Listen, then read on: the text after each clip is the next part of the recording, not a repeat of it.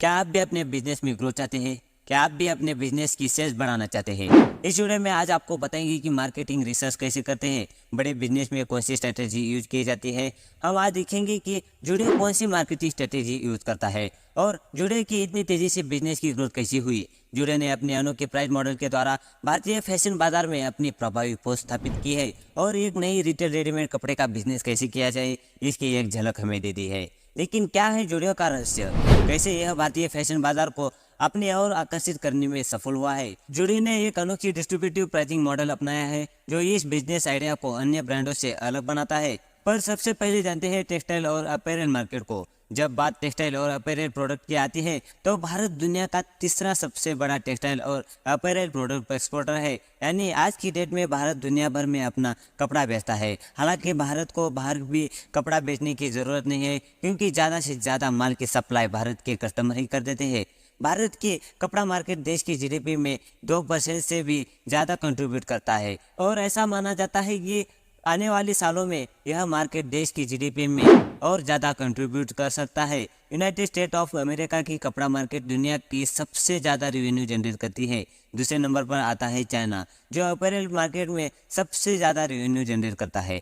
तीसरे नंबर पर आता है इंडिया यानी भारत जो टॉप 3 कंट्री के लिस्ट में शामिल है जहां देश अपना कपड़ा मार्केट से सबसे ज़्यादा रेवेन्यू जनरेट करता है। 2022 में इंडिया की टेक्सटाइल और अपैरल मार्केट की वैल्यू $172 बिलियन बताई गई थी। इससे आप यह अंदाज़ा लगा सकते हैं कि भारत का कपड़ा बाजार वाकई में आपकी सोच से बड़ा है।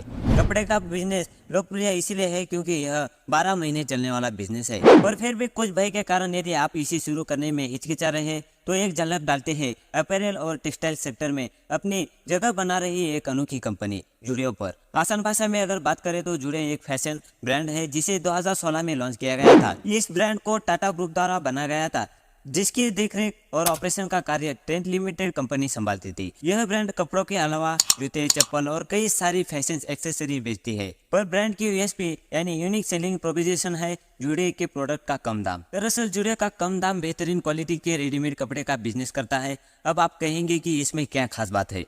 वैसे तो जुड़ियो का एक बिजनेस मॉडल दूसरे रेडीमेड कपड़ों की बिजनेस के मॉडल की तरह ही है, लेकिन अगर आप रेडीमेड कपड़े का बिजनेस करना चाहते हैं तो आपको जुड़ियो की इस वीडियो पर ध्यान देना बेहद ज़रूरी है क्योंकि यह ब्रांड अन्य मॉडर्न ब्रांड की तरह नहीं बल्कि अपने कस्टमर एनालिसिस और मार्केट की रिसर्च के दम पर बहुत ही कंपेरेटिव मार्केट में बड़ा मुकाम हासिल कर चुका है।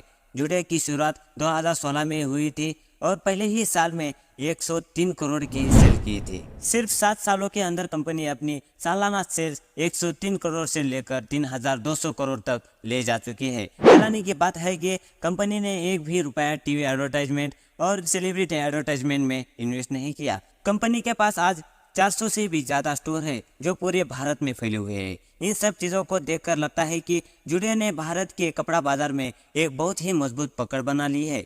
पर आखिर कंपनी यह सब कुछ कैसे कर रही है, चलिए आइए जानते हैं। दरअसल टाटा ग्रुप की कंपनी जुड़ियो भारत में किसी रेडीमेड कपड़े की दुकान की तरह ही काम करती है, पर फर्क सिर्फ इतना है कि जुड़ियो किसी एक दुकान से नहीं बल्कि 400 स्टोर से अपने रेडीमेड कपड़े का बिजनेस करता है। दिलचस्प बात तो यह है कि जुड़ियो के प्रोडक्ट का प्राइस एक छोटी दुकान की तरह ही है, पर क्वालिटी और कस्टमर एक्सपीरियंस किसी बड़े शॉपिंग मॉल की तरह दे दिया जाता है। किसी शॉपिंग मॉल की तरह ही आप जुड़ियो के स्टोर में जाकर खुद के लिए या अपने परिवार के लिए फैशन की ज़रूरत के लिए सारी चीज़ें खरीद सकते हैं। जैसे कि आप जुड़ियो में शूज़ खरीद सकते हैं, टी शर्ट खरीद सकते हैं, शर्ट खरीद सकते हैं, पेंट खरीद सकते हैं, बेल्ट खरीद सकते हैं और कई तरह के कपड़े के पहनावे खरीद सकते हैं। जुड़ियो कोलकाता, चेन्नई, बेंगलोर, नागपुर, दिल्ली कई सारे फेमस जुड़ियो स्टोर से जहां पर कस्टमर खरीदारी कर सकता है क्योंकि जुड़ियो का अपना बिजनेस मीडियम प्राइस वाली कैटेगरी में चलाना था। इसीलिए कंपनी अपने प्रोडक्ट का प्राइस 999 के नीचे ही रखना चाहती थी।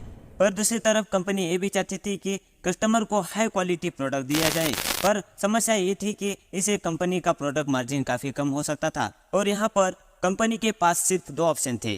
पहला, हाई वैल्यूम पर लो मार्जिन प्रोडक्ट सेल करे और दूसरा, हाई मार्जिन पर लो वैल्यूम प्रोडक्ट सेल करे।